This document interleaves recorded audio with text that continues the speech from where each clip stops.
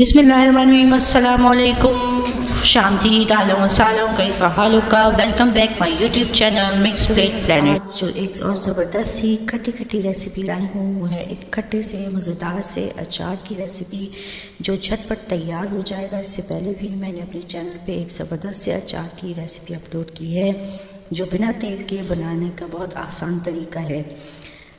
आज हम बनाएंगे तेल वाले अचार की झटपट तैयार होने की रेसिपी जो एक जल्द ही तैयार हो जाता है। बस इसे आपने तैयार होने के बाद ठंडा होने के बाद फ्रिज में रखना है। तो इसको बनाने के लिए हैं हमने कच्ची कैरियाँ।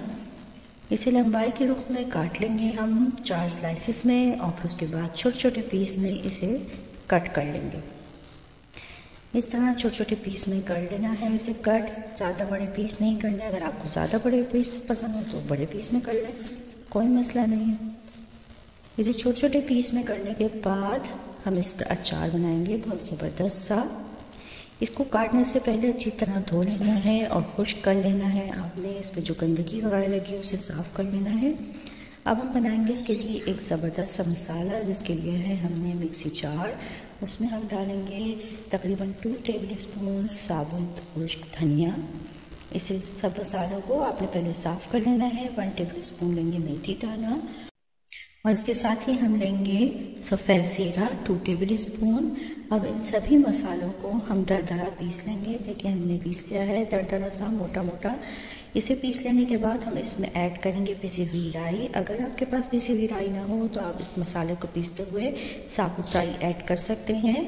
तो हमने इसमें ऐड की है 1 टेबल स्पून पिसी हुई राई और इन सभी मसालों को मिक्स करने के बाद हम कैरियों में अच्छी तरह मिक्स कर देंगे।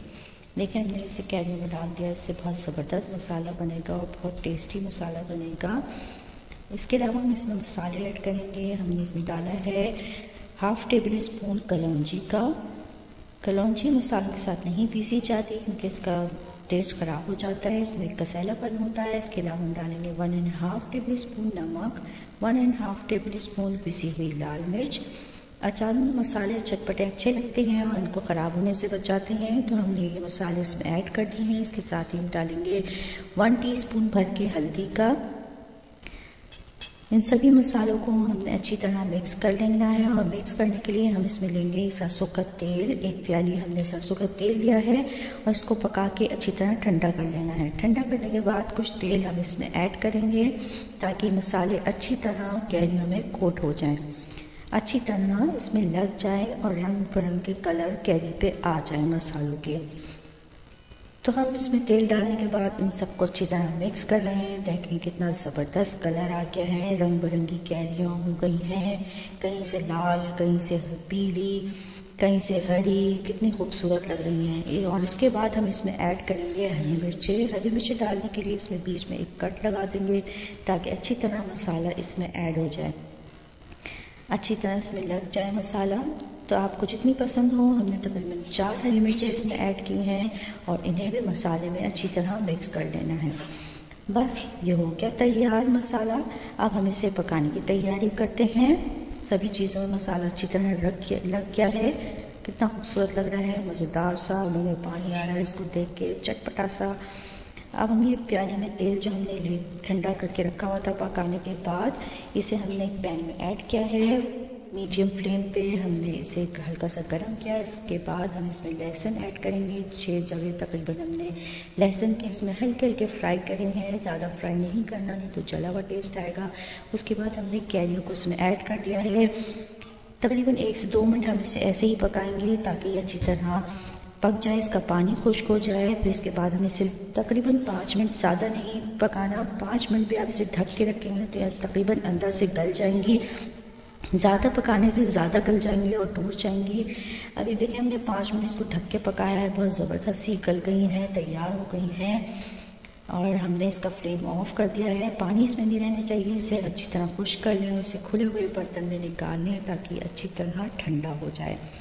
ठंडा हुए बगैर आपने इसको जार में नहीं डालना, नहीं तो यह ख़राब हो जाएगा। पहले से अच्छी तरह किसी बर्तन में डाल के, खुले हुए बर्तन में डाल के ठंडा कर लें। अगर ज़बरदस्त सा ठंडा हो जाएगा और इसे फ्रिज में रखेंगे तो बहुत दिनों तक ये महफूज रहेगा। तो आपने जब भी अचार खाना हो तो किसी खाने के साथ तो आप इसे झटपट बना सकते हैं। बहुत टेस्टी और मज़ेदार बना था, बहुत ही मज़े का बना था, सबको बहुत पसंद आया था। तो आप भी ये रेसिपी ज़रूर ट्राई कीजिएगा। देखिए कितना मज़ेदार लग रहा है। जब ठंडा हो गया था तो हमने इसे जार में रख दिया था और जार में डाल के फ्रिज में रख दिया था। फ्रिज में रखने के बाद ये आप काफ़ी दिन तक इसे महफूज रख सकते हैं। बहुत यम्मी और टेस्टी रेसिपी है, सबको पसंद आएगी इंशाल्लाह ताला। आप एक बार ज़रूर ट्राई कीजिएगा। लग रहा है ना मज़ेदार सा, कितना मुंह में पानी आ रहा है इसको देख के ही। खाने के साथ तो चावलों के साथ बहुत ज़बरदस्त लगता है, दाल के साथ ज़बरदस्त सा गला हुआ टेस्टी खट्टा खट्टा चटपटा अचार मसालेदार, बहुत ही टेस्टी था। इन्हें खा के टेस्ट करें तो वैसे भी अच्छा लगेगा और दाल सब्ज़ी के साथ तो बहुत ही मज़ेदार लगेगा और राइस के साथ। एक बार ज़रूर ट्राई कीजिएगा। फिर मिलूंगी नेक्स्ट मज़ेदार वीडियो के साथ। फिर अमान अल्लाह, अल्लाह हाफिज़।